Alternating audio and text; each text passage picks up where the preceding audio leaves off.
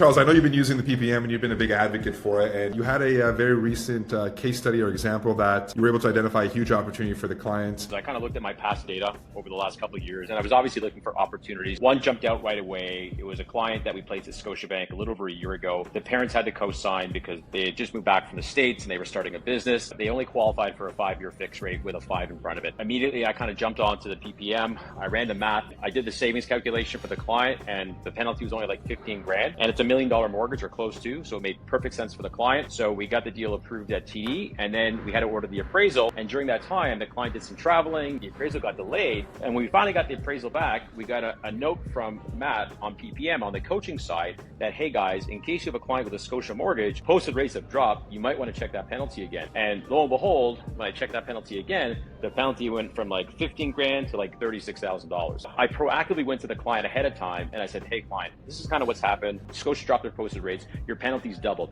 However, I've looked at your scenario again, and because you have such a strong surplus cash flow, this actually makes sense as a Manulife deal. And not only was I able to save the client more money, I was able to save them more money over 5 years using an offset strategy, because I was very proactive with the client and I was able to check the penalty twice, as opposed to what most brokers do is they're not really sure what the penalty is, number one, and number two, it goes to the lawyer's office and only then does the client see the sticker shock of a massive penalty, and all of a sudden your credibility is shot.